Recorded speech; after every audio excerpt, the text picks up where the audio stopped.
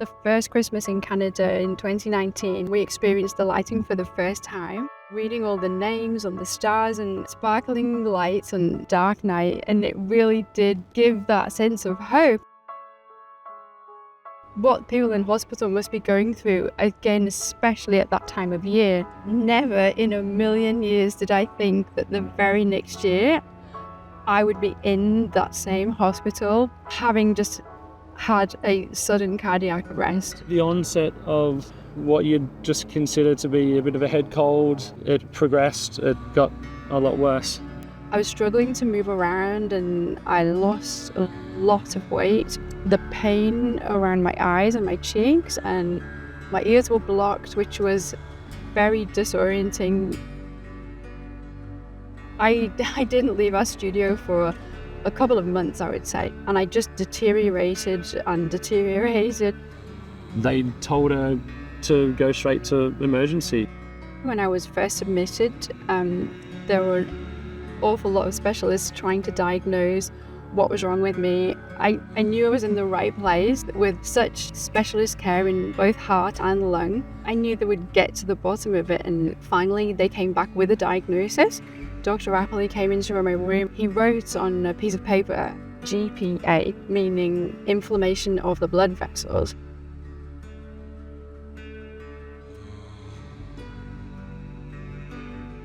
I was at work and got a phone call from the hospital to say that Karam was in cardiac arrest. We'd literally just got the initial diagnosis and sort of just got our head around what that meant. Now heart failure and everything that goes with cardiac arrest.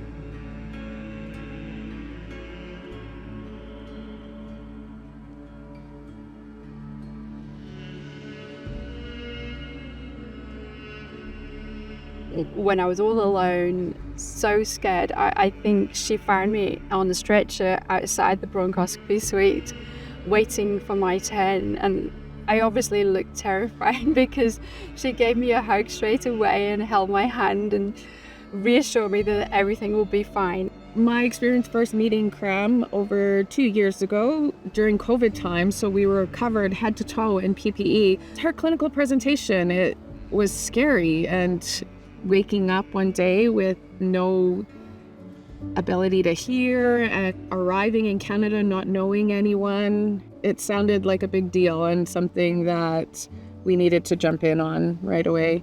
She had my back from the very beginning, and she held my hand and she assured me that she'd be checking my vitals the whole way through.